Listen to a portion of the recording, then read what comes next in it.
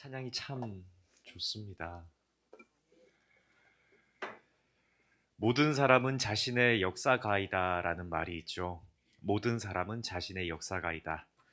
이 말과 같이 모든 사람들은 저마다의 이야기가 하나씩은 다들 있으십니다. 그리고 사람들은 누구든지 각자의 사연과 아픔을 가지고 살아갑니다. 좋은 일들도 있었겠지만 때론 불행하고 슬펐던 기억도 가지고 살아가지요. 때론 그렇게 있었던 일들이 상처가 되어서 우리에게 남기도 합니다. 눈에 보이는 상처들이 생기면 우리들은 병원을 찾기도 하고 약을 바르기도 합니다. 눈에 보이면요. 하지만 고약한 것은 눈에 보이지 않는 마음의 상처입니다. 눈에 보이지 않으니 그 상처의 깊이를 알 수도 없고 또 그에 맞는 치료를 하기가 쉽지가 않습니다. 그래서 대부분의 사람들은 시간이 약이다라고 생각합니다. 시간이 흘러서 기억이 희미해지거나 그 상처가 망각되기까지를 기다리는 거죠. 혹 성도님들은 어떠십니까? 겉으로 보기에는 멀쩡해 보이셔도 여전히 마음에는 아물지 않은 상처가 있지는 않으십니까? 눈에 보이지 않아서 그렇지 피가 흐르고 있는 상처가 있어서 너무 아픈 분들도 여기 계실지 모르겠습니다. 하지만 그 누구도 그 상처를 못 보기 때문에 주변 사람들은 저 사람도 아프구나. 저 사람도 지금 상처 입었구나. 저 사람도 지금 피가 흐르는구나 하는 것을 모를 수 있습니다. 또 스스로는 나 아파. 나 지금 아프다고. 나 상처 입었어 라는 말을 못하기 때문에 다른 사람도 몰라주고 또 그것을 표현하지도 못해서 곤란한 상황을 겪고 계시지는 않으십니까? 시인이자 목사님이신 정용복 님이 쓴 마음의 상처라는 짧은 시 한 편을 제가 읽어드리겠습니다. 몸의 상처는 세월 가면 아물지만 마음의 상처는 앙금같이 오래 남는다. 잊을만 하다가도 한순간 덧난다. 내 마음 아프게 해 미안하다는 말 한마디, 겸손히 용서를 구하는 그 한마디면 깨끗이 나을 마음의 상처들 수두룩하다. 너 나 없이 가엾은 사람들인데 한시바삐 용서를 구하고 너그럽게 용서하며 그런 상처들 말끔히 없애고 싶다. 시의 한 문장 한 문장이 마음 깊숙이 공감이 되는 것은 비단 저뿐만은 아닐 것입니다. 어쩌면 우리 모두는 마음속에 상처를 아파하기도 하지만 또 그 상처가 깨끗하게 치유되기를 바라는 마음이 모두에게 있기 때문입니다. 오늘 함께 나누는 말씀을 통해서 우리의 마음에 상처들이 있다면 그리고 나로 인해서 상처받은 이들이 혹 생각난다면 모두가 깨끗하게 치유함을 얻는 은혜가 있기를 축복합니다. 본문 속에는 죽을 병에 걸린 여자 두 명이 나옵니다. 그리고 이 중 한 여인은 육체의 질병뿐 아니라 마음속에도 깊은 상처가 있는 여인입니다. 이야기의 시작은 해당장 야이로의 12살 된 외동딸이 죽을 병에 걸린 것에서부터 시작됩니다. 여자아이, 그것도 이제 12살 된 아이. 당시 여자는 성인이라고 할지라도 인권을 존중받기가 쉽지 않은 시대이죠. 더군다나 12살의 여자아이라면 글쎄요. 이 아이가 만약 혼자 있던 여자라면, 그런 아이였다면 무엇을 할 수가 있었을까요? 하지만 이 여자아이의 아버지는 이 지역 해당의 회당장입니다. 그렇기에 이 아이가 아프자 범인이라면 접근할 수가 어려울 법한 예수님께 당당히 병을 고쳐달라고 요청하는 곳에서부터 이야기는 시작됩니다. 또한 예수님은 그 요청을 들으시고는 받아들여서 죽어가는 해당장의 딸을 고쳐주기 위해서 급히 야이로의 집으로 가시는 중입니다. 그런데 이 이야기가 참 독특합니다. 이렇게 가시는 예수님의 이야기 가운데 중간에 느닷없이 한 여인이 끼어듭니다. 그리고 사도 누가는 이 여인을 이렇게 설명합니다. 본문 43절의 말씀입니다. 제가 읽어드립니다. 이에 12해를 혈루증으로 앓는 중에 아무에게도 고침을 받지 못하던 여자가, 이렇게 시작하죠. 앞서 야이로의 딸이 몇 살이라고 했습니까? 잘 들으셨습니다. 12살입니다. 그런데 이 여인이 혈루증을 앓은 지 몇 년째입니까? 예, 12회입니다. 이 혈루증 여인은 야이로의 딸의 전 생애에 해당하는 시간들을 병으로 인해 아팠었다라는 거죠. 하지만 이 여인은 누구에게도 돌봄이나 고침을 받지 못했습니다. 몇 년 동안요? 12년 동안요.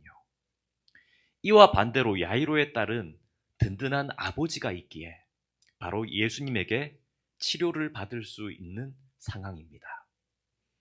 이처럼 사도 누가는 두 여인을 비교하면서 혈루증 여인의 외롭고 슬펐던 12년의 시간들, 그리고 그 고통스러웠던 과거의 삶들을 이 야이로의 딸과 비교하여 더 부각시킵니다.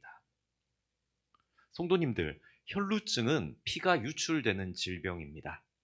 일종의 부인과 질병으로 자궁에서 출혈이 일어나는 병이죠.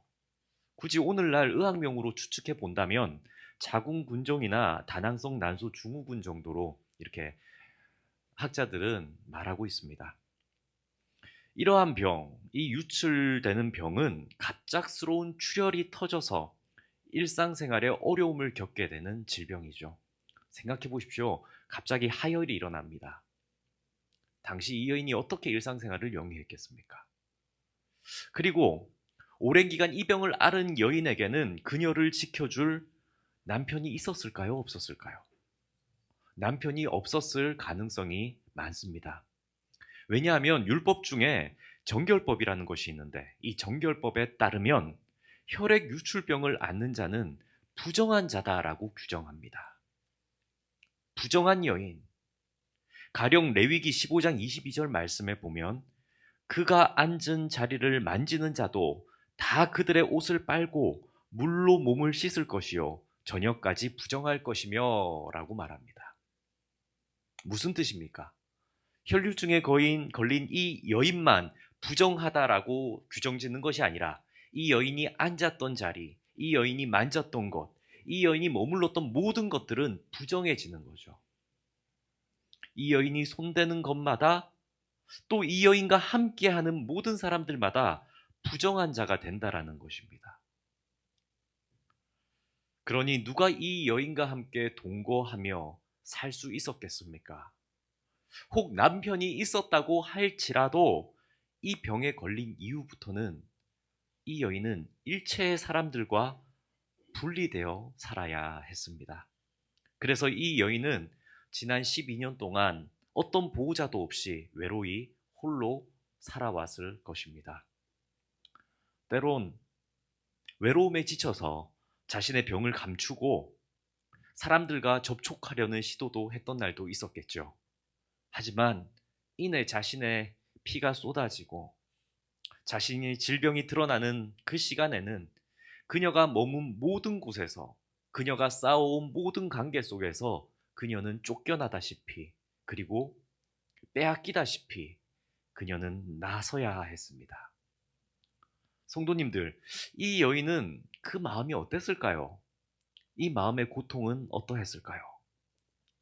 육신의 질병도 큰 고통을 주었겠지만 사람들로부터 버림받는 거절감과 상실감, 오래 관계 맺을 수 없는 그 허무함과 외로움, 이 여인의 마음의 상처는 오죽했을까 싶습니다. 세상의 의학 지식으로 이 여인은 할 수 있는 모든 치료를 다 해보았습니다. 하지만 더 이상 그를 치료할 방법이 없었다고 의사였던 누가는 얘기합니다. 그리고 아무도 이제는 이 여인을 가까이 하려 하지 않습니다. 왜요? 가까이 하면 부정한 자가 되니까요. 그저 이 여인은 인생의 막막함 가운데 하루하루를 버티고 있을 뿐입니다. 그녀는 밤이면 혼자 누워서 생각했을 겁니다. 혈루증이 왜 생겼을까? 나의 몸은 왜 이렇게 됐을까? 내가 원한 것도 아니고 내가 죄를 지어서 그런 것인가?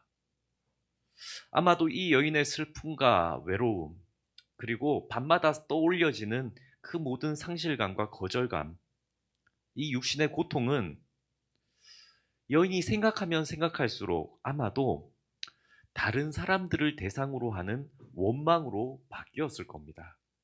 내 잘못도 아닌데 나를 거부하는 사람들, 내 잘못도 아닌데 죽어가는 내 육신, 하나님도 주위의 사람들도 다 원망의 대상으로 바뀌었겠죠.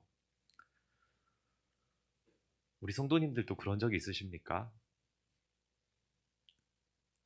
누군가를 향한 원망이 가득하게 되면 그 뾰족해진 마음이 계속해서 누군가를 찌르게 됩니다.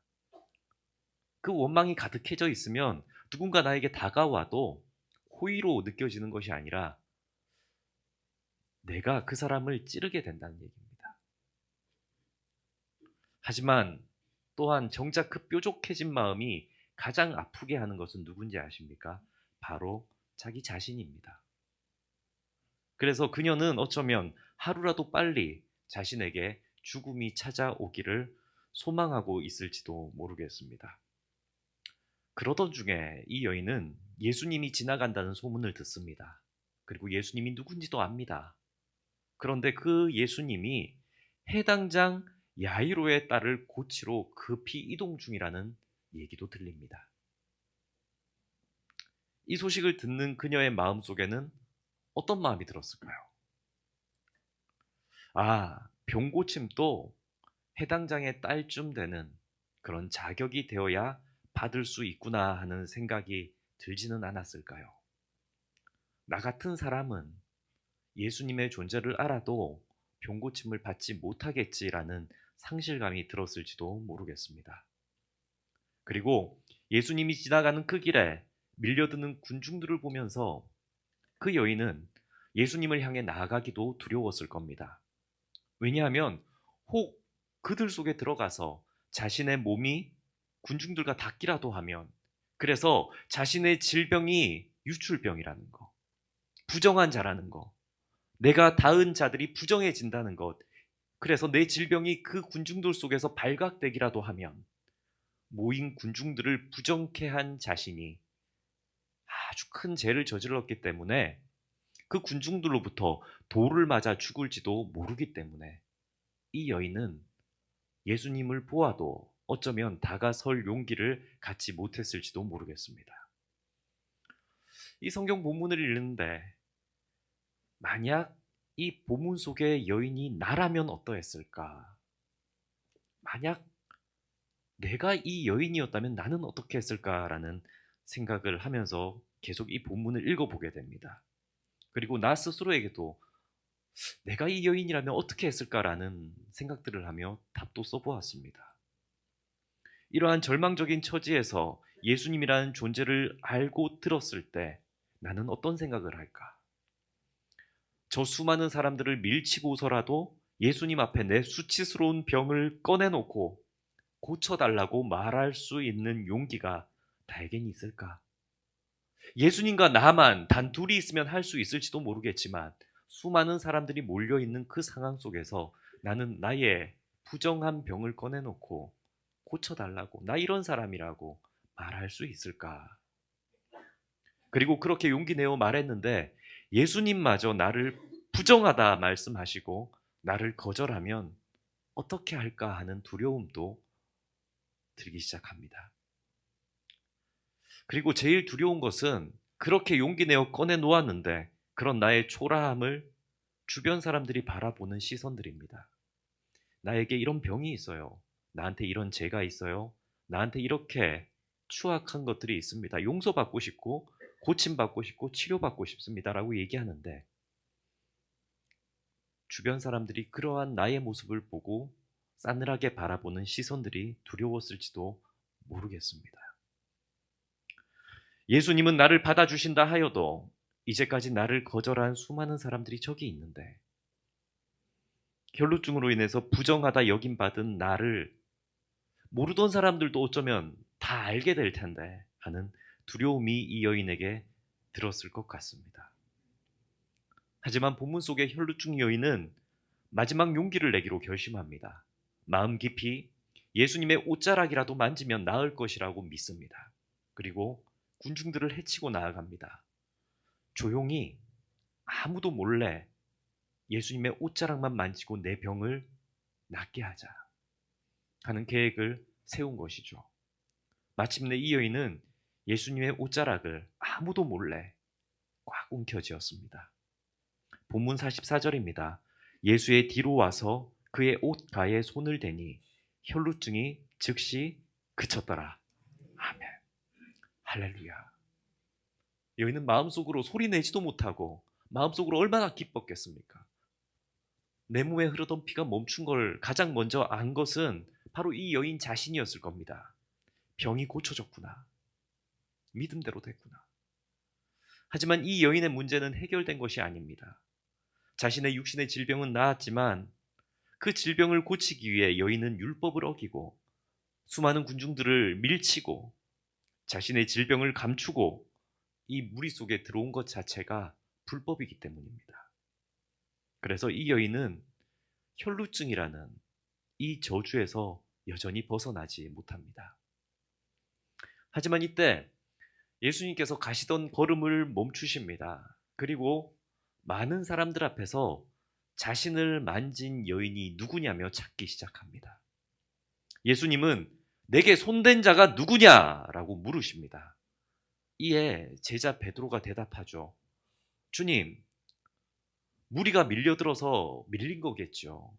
여기 수많은 무리들이 밀어서 만져진 것이겠죠. 이렇게 얘기합니다. 하지만 예수님은 다시 말씀합니다. 내게 손을 댄 자가 있도다. 이는 내게서 능력이 나간 줄 아미로다. 이 상황을 가만히 한번 생각해 보시기 바랍니다. 예수님 왜 이러시는 걸까? 예수님 몰라서 그러시는 걸까요? 예수님 가만히 계시면 좋을 텐데 그러면 이 여인은 수치를 당하지 않아도 될 텐데 예수님 왜 이러시는 걸까요? 예수님은 누가 손댄지 몰라서 이러시는 걸까요? 아니면 아시는데 이 여인이 만졌다는 것도 알고 이 여인으로 인해서 이 여인이 만짐으로 인해서 병 고침 받았다는 것도 아시는데 허락 없이 만졌으니까 혼내시려고 이러시는 걸까요? 예수님 왜 이러시는 걸까요? 수많은 무리 앞에서 이 불쌍한 여인의 범죄를 밝혀서 어쩌시려고 예수님은 이렇게 자기 옷에 손을 댄 자가 누구냐고 찾으시는 걸까요? 계속되는 예수님의 이러한 부름과 찾음 앞에 결국 여인은 성경에 보면 떨면서 부들부들 떨면서 나와 무릎을 꿇고 엎드립니다. 그리고 어쩔 수 없이 여인은 자신이 예수님의 옷자락에 손을 댄 이유와 손을 대어서 자신의 병이 나았다는 것도 떨면서 밝히게 되죠. 그러자 그때 예수님께서 이 여인을 향해서 한마디 말씀하십니다.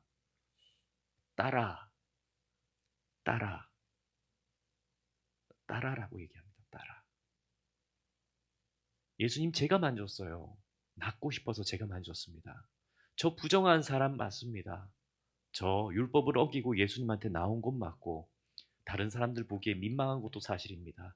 근데 너무 절박해서 예수님의 옷을 만졌습니다라고 떨며 무릎 꿇어 우는 여인에게 예수님은 따라라고 얘기합니다. 따라. 여인의 마음속에 어떤 생각이 들었을까요?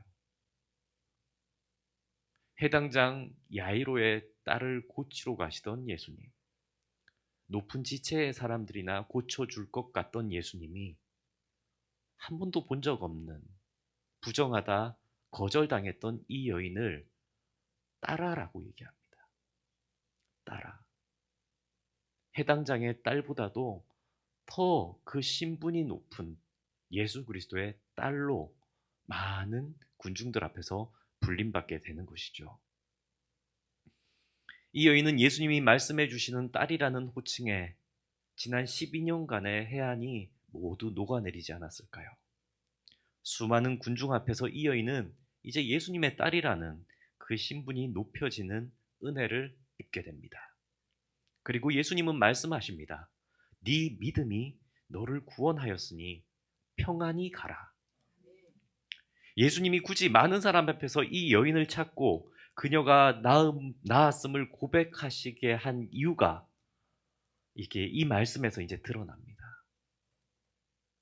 왜 그렇습니까? 예수님은 이 여인을 수많은 군중 앞에 소개하는 겁니다. 내 능력으로 이제 이 여인은 혈루증이 고침을 받게 되었다라는 거죠. 이제 이 여인은 더 이상 부정한 여인, 너희들이 거절하고 너희들이 멀리하던 여인이 아니라는 것을 밝히시고 싶으셨던 겁니다. 그래서 이 여인을 그렇게 찾으신 거죠. 그러니 군중들 앞에서 얘기합니다. 이 여인은 더 이상 숨어 살 이유도 없고 격리될 필요도 없게 되었으니 이 여인을 나의 딸로 여겨달라고 군중들 앞에서 예수님은 말씀합니다. 이 장면은 예수님이 혈루증 여인과 혈루증으로 인해서 멀어지게 된 주변의 많은 사람들, 이러한 군중들과 어떻게 하는 장면입니까? 화해시켜주는 장면입니다. 군중과 여인을 화해시키시면서 예수님은 여인에게 평안을 말씀합니다. 평안. 평안히 가라. 괜찮다. 괜찮다는 거죠. 괜찮아. 예수님은 그녀가 자신의 옷을 만지기 위해서 혈류증에 걸린 몸으로 군중들의 몸을 밀치고 나온 어떤 가정들도 문제 삼지 않으십니다. 예수님은 이 여자가 정결법을 어겼고 허락도 없이 나의 옷을 만졌고 하는 어떠한 책망도 하지 않으십니다. 마치 요한복음 8장에 보면 간음하다 잡혀온 여인을 용서하시는 예수님의 모습과 오버랩됩니다. 수많은 사람들은 간음하다 잡아온 여인을 예수님 앞에 두고 묻습니다. 예수님, 모세의 율법에는 간음한 여인을 돌로 쳐 죽이라고 하던데 사랑을 말씀하시는 당신은 이 여인을 어떻게 하겠습니까? 하는 그 상황들입니다. 이때 예수님은 율법을 강조하는 이들에게, 그 여인을 정죄하려던 이들에게 죄 없는 자가 이 여인을 돌로 치라라고 말씀하셨습니다. 그리고 그 말씀을 들은 이들은 모두가 양심의 가책을 느껴 그 여인을 정죄하지 못하고 다 돌아가게 되죠. 그리고 모든 사람들이 돌아가고 난 그 자리에서 죄 없으신 예수님조차도 그 간음한 여인에게 이렇게 말씀합니다. 나도 너를 정죄하지 아니하노니 가서 다시는 죄를 범하지 말라. 아멘. 예수님은 죄인인 우리를 대하시는 모든 모습들, 우리의 연약함을 아시는 예수님은 예수님 앞에 두 손 들고 나온 우리들에게 늘 이렇게 대해 주십니다. 괜찮다. 왔으니 됐다. 내가 너의 신분을 회복시켜주고 내가 너의 질병을 고쳐주며 내가 너의 모든 죄를 사해 줄 테니 괜찮다라는 겁니다. 그러니 앞으로 세상과 화해하며 살아가라는 거죠. 예수님께서는 죄인인 우리를 불러서 서로가 서로를 이해하도록 그 길을 여시는 분이십니다. 그리고 죄의 문제에 대해서는 분명히 그것은 죄라고 말씀하시고 지적하시되 그 죄로 인해 사람을 멸하지 않으시고 회개하는 자에 대해서는 다시 한 번 더 잘 살아보라고 괜찮다며 기회를 주시는 분이십니다. 뿐만 아니라 죄인이었던 그 여인과 세상을 화해시킵니다. 예수님은 모든 공동체의 관계를 화해시키시는 분이시죠. 괜찮다는 겁니다. 와라. 와서 이곳에서 회복하라라는 겁니다. 예수님은 화해를 원하시는 분이셨지 분열을 원하는 분이 아니셨습니다. 예수님은 죄는 미워하셨지만 그 죄는 지적하셨지만 그 죄로 인해서 누군가를 쫓아내지 않으시고 그 죄를 덮으시며 그 죄를 치유하시고 그 죄를 용서하시고, 그리고 정죄하려던 이들에게 너희들도 나와 같이 용서해 주라 말씀하시는 분이십니다. 사랑하는 성도님들, 이 혈루증 여인의 이야기를 단순히 믿음으로 질병을 고침받았다는 교훈만으로 우리가 기억하지 않기를 원합니다. 예수님은 이 여인의 믿음을 칭찬하시며 이 여인의 육적인 질병을 고쳐주신 것은 분명합니다. 하지만 주님은 더불어서 이 여인의 마음속 상처를 알고 계셨고, 이 여인이 다시금 공동체 속에서 살아갈 수 있도록 모든 이들과의 화해의 길을 열어주셨습니다. 여기 모인 우리들도 예수님을 닮아서 이런 화해자의 길을 걸어가길 소원합니다. 우리가 속한 모든 곳에서 화해자로서의 삶을 살아가기를 소원합니다. 그래서 세상에서 지치고 좀 흠이 있고 마음에 상처가 있는 이들이 이 한빛교회에 오게 되면 먼저는 하나님과의 관계가 회복되고 영육의 모든 아픔도 슬픔도 회복되어지는 놀라운 공동체로 우리가 화해의 삶을 살아가기를 소망합니다. 그러한 화해자의 삶을 사시는 저와 모든 성도님들 되기를 주님의 이름으로 축복합니다. 우리 다 함께 찬양합니다.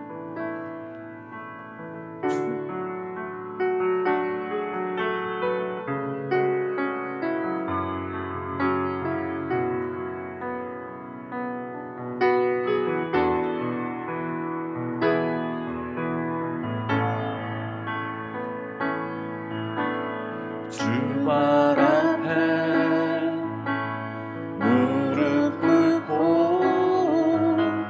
그 사랑에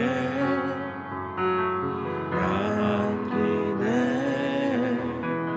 어떤 말도 그 어떤 소리도 그 발 앞에서 잠잠해지네.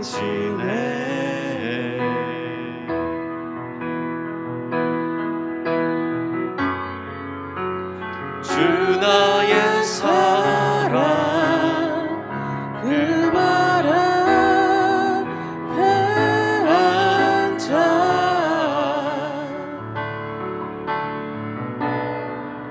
내 모든 기도는 사랑의 노래가 되네.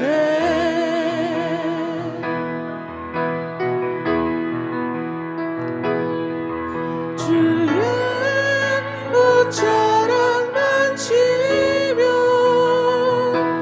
주의 두 발을 씻기며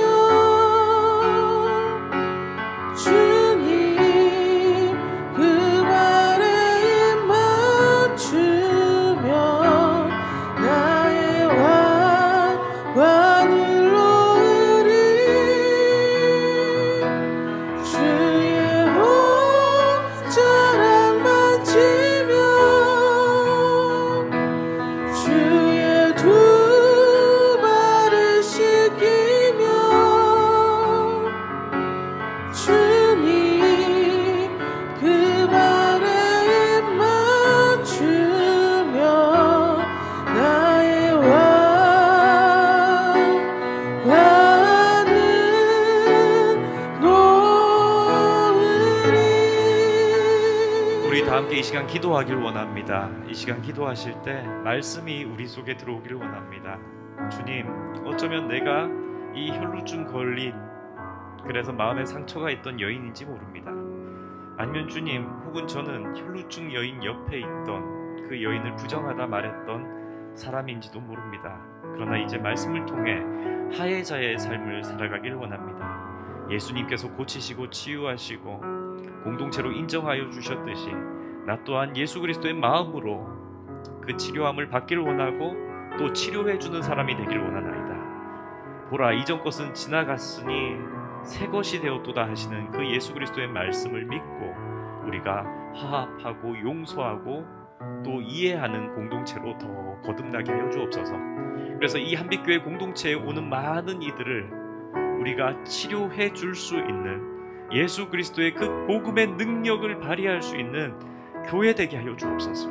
한빛교회가 지역의 많은, 정말 하나님께서 원하시는 많은 영혼들을 품을 수 있는 사랑 많은 공동체로 거듭나게 하여 주옵소서라는 이 기도 제목 가지고 이 시간 우리 다 함께 주여 한번 부르짖고 기도합니다. 주여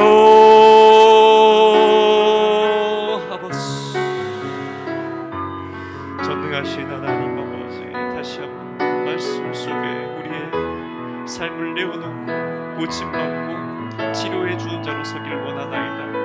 내 마음속에 나 역시 고침받아야 하는 것이 있다. 주님 아버지 앞에 내어놓을 수 있는 용기를 주시고, 하나님 아버지 앞에 내어놓을 때 깨끗하게 주님 아버지 앞에 인정받는 회개의 기도가 울려 퍼지게 하시며, 아버지 앞에 깨끗하다를 받았을 때, 그 용서함을 받았을 때 주위의 많은 이들과도 화해하게 되고 다시금 회복하게 되며 다시 한 번 더 주님 아버지 앞에 나설 수 있는 용기를 얻게 하여 주옵소서. 12년을 알았습니다. 12년이 아팠습니다. 12년 동안 지쳤습니다. 12년 동안 희망도 잃었고 소망도 잃었습니다. 지난 12년이 잃어버린 시간들과 같이 너무너무 아프고 힘들었습니다. 그러나 주여, 이제는 용기 내어 아버지 앞에 다시 한 번 더 나의 상처를 꺼내놓고 예수 그리스도의 옷자락을 만지기를 원하오니, 주여 나를 이 미천한 우리를 불러 사용하여 주옵소서. 우리를 들어서 고치시고 이제는 회복되었다 말씀해 주시고 이제는 깨끗함 입었다 말씀하여 주옵소서.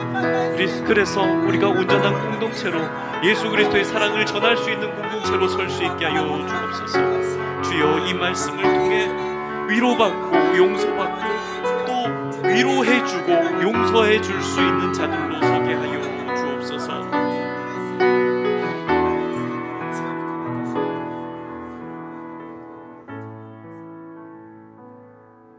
하늘에 계신 하나님 아버지, 12해를 혈루증으로 앓았던 여인의 말씀을 저희에게 보고 듣게 하시니 감사드리나이다. 한빛교회의 지난 12년은 어떠했습니까? 우리의 마음속의 아픔과 또 치유되지 않은 상처가 보이지는 않지만, 드러나지는 않지만 마음속에 골마져 있는 부분들이 있다면 주여 용기 내어 나아갈 터이니, 예수 그리스도 앞에 용기 내어 우리가 나아갈 터이니 그 모든 것들을 치료하여 주옵소서. 깨끗다 하여 주시고 이제는 다 나았다 말씀하여 주셔서 많은 사람들 앞에서 이 교회의 공동체는 온전히 회복되었다 밝히 드러나게 하여 주옵소서. 주님, 한빛교회가 사랑이 많은 공동체로, 화해자의 공동체로 서기를 원하나이다. 이 한빛교회에 오는 많은 사람들, 그 영혼의 아픔이 있고 상처가 있고 질병이 있고 고침받아야 하는 이들이 이곳에 오면 마음 편안하게 살아가게 하여 주옵소서. 예수 그리스도를 만난 것 같이 이 한빛교회 성도 한 명 한 명과 대하면 할수록 치유되는 놀라운 역사가 있게 하여 주시고, 이 공동체에 들어오면 더 이상 외롭지 아니하도록, 더 이상 슬프지 아니하도록, 더 이상 혼자 눈물 짓지 아니하도록 웃음이 많아지고 건강이 회복되며 그 마음에 기쁨이 넘치는 공동체가 되게 하여 주옵소서. 주님께서 이 한빛교회 공동체를 들어 사용하실 줄 믿나이다. 주님께서 이 한빛교회 공동체를 들어 역사하실 줄 믿나이다. 주여, 앞으로 우리와 동행하여 주옵소서. 이 모든 간구 우리 주 예수 그리스도의 이름으로 기도드립니다. 아멘.